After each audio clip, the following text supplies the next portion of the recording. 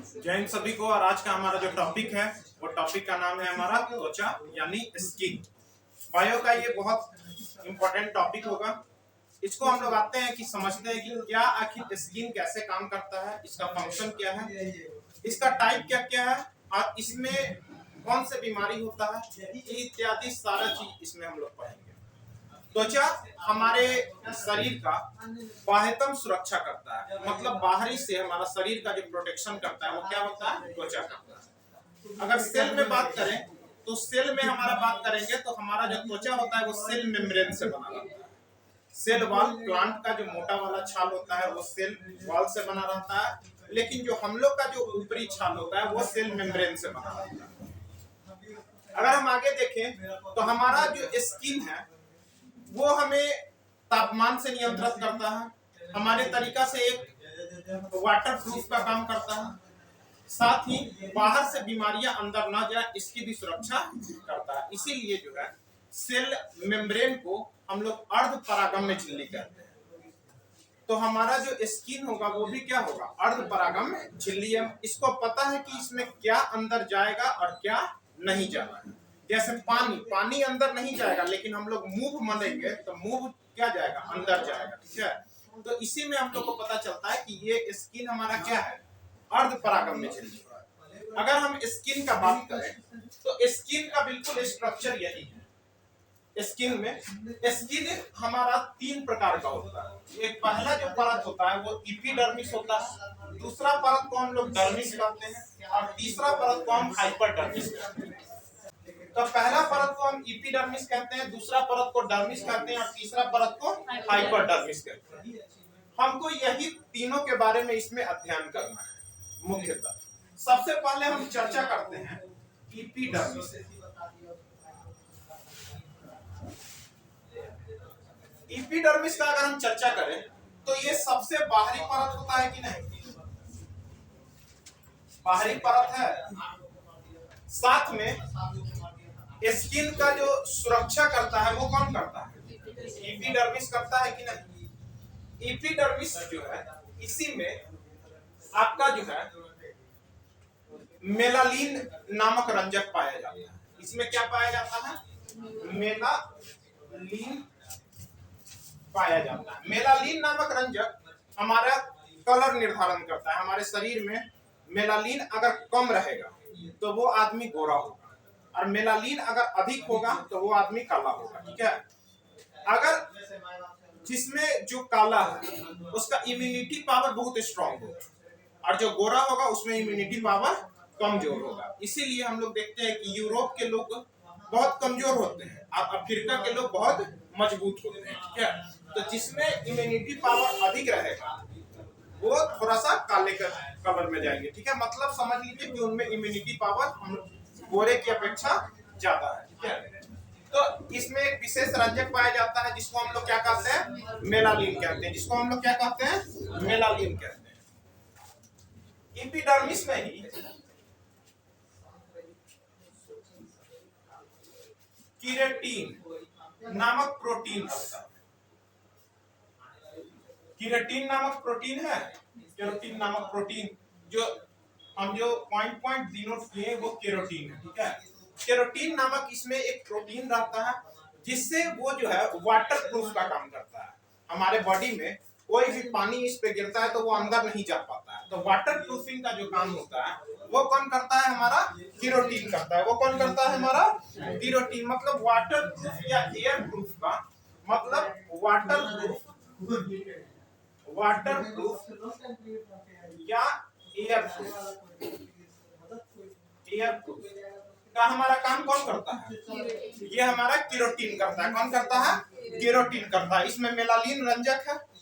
इसमें जो है एक प्रकार का एक मार्सेल कोशिका होता है। क्या होता है, मार्सेल कोशिका।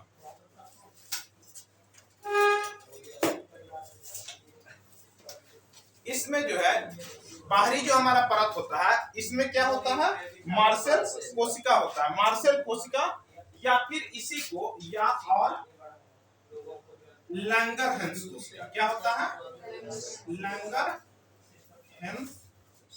कोशिका। जो ये मार्सेल कोशिका होता है और लैंगरहंस कोशिका होता है, इसी से हम लोग को स्पर्श का अनुभूति होता है कि हमें कोई छू रहा है, तो वो छूने का जो स्पर्श होता है वो हमें किस कोशिका से होता है? मार्सेल कोशिका और लैंगरहंस कोशिका से ही हमारा जो है स्पर्श का हमें पता चलता है। तो हम अभी तक पढ़ाए हैं एपिडर्मिस बाहरी परत है, सुरक्षात्मक परत है। ये किससे बना होगा? सेल मेम्ब्रेन से बना होगा कि नहीं होगा? सेल मेम्ब्रेन से अगर बना होगा तो ये अर्ध परागम्य झिल्ली होगा कि नहीं? सेमी परमिएबल अर्ध परागम्य झिल्ली होगा, सेमी परमिएबल झिल्ली होगा, ठीक है। केरोटीन नामक इसमें प्रोटीन रहता है जो वाटर प्रूफ और एयर प्रूफ इसको बनाता है। साथ में मेलानिन एक रंजक पाया जाता है जिससे हमारा रंग का निर्धारण होता है। साथ में इसमें मार्सेल कोशिका और लैंगरहंस कोशिका होता है। इसी से हमें पता चलता है कि कोई हमें छू रहा है, किसी का स्पर्श हमें मिल रहा है, तो हमें किससे पता चलता है? लैंगरहंस कोशिका और मार्सेल कोशिका से पता चलता है। यहाँ तक कोई दिक्कत?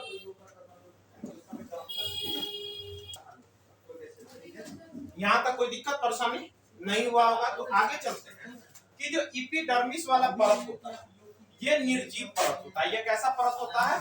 निर्जीव परत होता है। ये कैसा होता है? निर्जीव परत। अगर हम फिगर में देखें तो फिगर में हम डाले हुए ये हेयर रूट, मतलब हमारे जो स्किन पे जो हेयर का जो रूट आ जाता है, तो इसका रूट देखिएगा आप लोग दूसरा में, दूसरा बॉक्स में, मतलब डर्मिस वाले पार्ट में। लेकिन हेयर रूट जो ऊपर आ रहा है वो तो एपिडर्मिस से ऊपर आ रहा है, तो उतना नहीं पढ़ना। सिर्फ इतना कहना है कि जो एपिडर्मिस है वो कैसा है? साधारण है कि हम लोग का एपिडर्मिस वाला पार्ट से कोई भी चीज नहीं होगा। जैसे हम लोग का हेयर रूट हो गया, श्वेत ग्रंथि जो पसीना उसीना आता है, ये सब ऊपर ग्रंथि में नहीं होगा, क्योंकि इसमें क्या है? ये निर्जीव है। ये क्या है? निर्जीव है। इस पे कोई भी काम नहीं होगा। बस इसमें ये सारा चीज रहता है, मेलानिन रहता है, केरोटीन प्रोटीन रहता है, मार्सेल कोशिका, लैंगरहंस कोशिका इत्यादि रहता है। अब हम लोग आते हैं नेक्स्ट वाला में, डर्मिस पार्ट में। अब हम लोग आते हैं डर्मिस वाला पार्ट।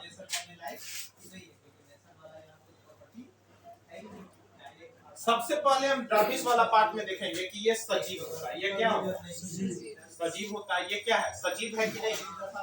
मतलब ये सजीव है तो यहीं पे हमारा हेयर रूट जमेगा कि नहीं जमेगा? यहीं पर बाल जमेगा कि नहीं जमेगा? श्वेत ग्रंथि होगा कि नहीं होगा? हेयर रूट जमेगा। पसीना उसीना का जो स्राव होगा वो कहाँ से होगा? डर्मिस वाला पार्ट से ही होगा। वो कहाँ से होगा? डर्मिस वाला पार्ट से ही।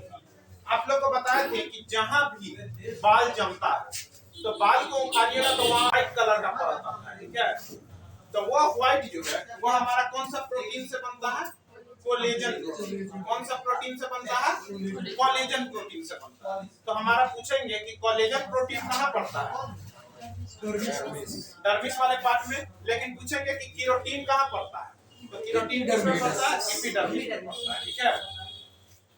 यहीं पर हम देखते हैं कि जितना भी हेयर रूट यहाँ से बह रहा है या पसीना उसीना का जो श्वेत ग्रंथि है, ये सबका जो है मेन कहाँ से हो रहा है? डर्मिस वाला पार्ट से ही हो रहा है कि नहीं हो रहा? कोलेजन प्रोटीन कहाँ होगा? हमारा डर्मिस वाला पार्ट से ही होगा, ठीक है। डर्मिस वाला पार्ट ही जो है आपका सूर्य से विटामिन डी लेता है। विटामिन जो हमारा डी का जो संश्लेषण होता है वो कौन सा पार्ट करता है? डर्मिस वाला पार्ट ही करेगा। कौन सा करेगा? डर्मिस वाला पार्ट ही। जो हम लोग सुबह सुबह जो सो जाते हैं कि प्रकाश हम लोग को मिले, विटामिन डी मिले, तो विटामिन डी का भी टाइम है। ये नहीं कि भरल दोपहरिया में जाइए या सूख जाइए, ठीक है। पता चला पूरा निकल गया शरीर में, ठीक है। 8 बजे 9 बजे के करीबन जो है जो धूप आता है उसी में आपका जो है सेकिए, अच्छा रहता है, ठीक है। ऐसे जिसको ज्यादा कमी है वो पूरा दिन भर गर्मी जून जुलाई वाला दोपहरिया में आराम से बोरा बिछाइए, वहीं सूख जाइए, ठीक है। तो ये क्या का जो हमारा संश्लेषण हुआ वो कहाँ से पार्ट होता है? डर्मिस वाला पार्ट में होता है। वो कहाँ से होता है? डर्मिस वाला पार्ट में होता है। तेल ग्रंथियां, श्वेत ग्रंथियां, ये सब कहाँ से होता है? डर्मिस वाला पार्ट। जितना भी हमारा जो है तेल ग्रंथि, श्वेत ग्रंथि, ये सब कहाँ हो गया? यहीं पे हो गया। साथ में बहुत सारा अवशिष्ट पदार्थ होता है। उसको समाप्त भी कौन करता है? डर्मिस वाला पार्ट में ही वो समाप्त होता है। जैसे हम लोग अगर क्रीम व्रीम कोई चीज लगाते हैं, अगर हमारे शरीर में दाग हो गया या शरीर में कोई जल गया, शरीर जल गया, या फिर हम लोग का कोई भी शरीर में कट फट हो गया, ठीक है, तो डॉक्टर हमेशा देखते होंगे वो दवा का नाम होता है डर्मिस, डर्मेटोलॉजी। डॉक्टर के स्किन के डॉक्टर को डर्मेटोलॉजी कहा जाता है। तो वो जो भी दवा देगा ना, वो आपका कहाँ जाएगा? डर्मिस वाले पार्ट में ही असर करेगा, क्योंकि डर्मिस वाला पार्ट क्या है? सजीव पार्ट है, यहीं पर आपका असर पड़ेगा। आगे हम देखते हैं कि हम लोग का चमड़ा का बेल्ट हम लोग देखते हैं। कोई भी चीज का जब हम चमड़ा का सामान यूज करते हैं, तो वो चमड़ा का हम लोग देखते हैं कि किसका यूज करते हैं? जानवर का। इसलिए करते हैं कि जानवर का जो डर्मिस वाला पार्ट होता है वो मोटा होता है, ठीक है। तो सबसे पहले यहीं से क्वेश्चन आएगा कि जितना भी हम सामान यूज करते हैं चमड़ा का, वो एपिडर्मिस का बना होता है कि डर्मिस का बना होता है कि हाइपोडर्मिस का होता है? तो डर्मिस का डर्मिस वाला पार्ट उन लोग का छाल मोटा होता है जानवर का, मनुष्य का छाल क्या होता है? पतला होता है। इसमें डर्मिस आएगा ही नहीं। लेकिन जानवर में देखते होंगे चमड़ा बनाने वाला को घस रहा है, घस के पहले बाल हटाता है, टैनिंग करता है, उस बाल हटाने का प्रोसेस को टैनिंग कहते हैं। टैनिंग किया, उसका मोटा मोटा छाल होता है, इसीलिए डर्मिस वाला से ही क्या होता है? सामान बनता है। ऐसा मानव में इसलिए नहीं होता है कि मानव का जो स्किन होता है वो क्या होता है? बहुत पतला होता है। तो जितना भी चमड़ा का वस्तु हुआ, चमड़ा का वस्तु हुआ, वो सब किससे बना हो गया? डर्मिस वाला पार्ट से हो गया। किससे हो गया? डर्मिस वाला पार्ट से। तो आपका ये लगा के हुआ एपिडर्मिस, और ये लगा के कौन सा पार्ट? डर्मिस वाला पार्ट। अगर एक बार और देखें तो एपिडर्मिस बाहरी परत होता है, इसमें केरोटीन नामक प्रोटीन होता है जो आपका वाटर प्रूफ और एयर प्रूफ का काम करता है। साथ में मेलानिन रंजक पाया जाता है, जिससे रंग निर्धारण होगा। मेलानिन अगर ज्यादा होगा तो आदमी काला होगा, मेलानिन कम होगा तो आदमी गोरा होगा। बताए थे कि हम लोग का जो स्किन होता है बहुत पतला होता है, तो सेल मेम्ब्रेन से बना रहता है। सेल मेम्ब्रेन क्या होता है? अर्धपरागम्य होता है, ठीक है, मतलब सेमी परमिएबल होता है। हम लोग का जो स्पर्श की अनुभूति होती है वो मार्शल कोशिका और लैंगरहैंस कोशिका की वजह से ही होता है। और एपिडर्मिस कैसा है? निर्जीव। डर्मिस का बात करें तो ये सजीव है। जितना भी हेयर रूट, तेल ग्रंथि इत्यादि जो भी हो गया, वो सब कहाँ होगा? डर्मिस वाले पार्ट में ही होगा। स्किन से रिलेटेड कोई भी बीमारी ठीक होता है कहाँ से? डर्मिस से। श्वेत ग्रंथि, हेयर रूट इत्यादि पाया जाता है। जो हम लोग विटामिन डी का जो संश्लेषण करते हैं वो भी कहाँ से करते हैं? डर्मिस वाला पार्ट से ही करते हैं। हेयर रूट जब पाया जाएगा तो कोलेजन प्रोटीन भी इसी में पाया जाता है। और साथ में जितना भी वस्तु, चमड़ा का जो भी वस्तु बनता है वो सब किस पार्ट से बनता है? डर्मिस वाला पार्ट से। आगे चलते हैं हम लोग हाइपोडर्मिस। अब आते हैं हम लोग हाइपोडर्मिस, जिसमें आते हैं हाइपोडर्मिस। सबसे पहले सबसे निचला जो है, निचला स्तर कौन होता है? हाइपोडर्मिस का होता है। हाइपोडर्मिस का सबसे निचला स्तर होता है। साथ में जब हाइपोडर्मिस देख रहे हैं तो इसका ये जो चमड़ा होता है, ये वाला पार्ट जो होता है, ये मांसपेशी से जुड़ा हुआ है कि नहीं जुड़ा? तो मतलब इसका ये है कि हाइपोडर्मिस जो है ना, यह त्वचा को किससे जोड़ता है? मांसपेशी से जोड़ता है। यह त्वचा को किससे जोड़ के रखता है? मांसपेशी से जोड़ के रखता है, मतलब मसल्स से जोड़ के रखता है। मतलब आपका जो है स्किन को किससे जोड़ता है? मसल्स से जोड़ता है। और इसका जान ही रहे हैं कि इसका सारा जब भी मसल्स से जुड़ गया तो ये हमारा ब्रेन से जुड़ जाता है कि नहीं जुड़ जाता है? तो ये लगाकर आपका जो है पूरा तरीका से स्किन खत्म हुआ। स्किन में आपका 3 पार्ट हुआ, एपिडर्मिस, डर्मिस और हाइपोडर्मिस। ये निर्जीव है, ये सजीव है, और ये भी सजीव है, ठीक है। हाइपोडर्मिस में क्या है? सजीव ही, क्योंकि ये किससे जोड़ के रखता है? मसल्स को, त्वचा को जोड़ के रखता है, ठीक है। इतना ही है। और ये लगा कि आपका स्किन क्या हुआ? खत्म हुआ। धन्यवाद।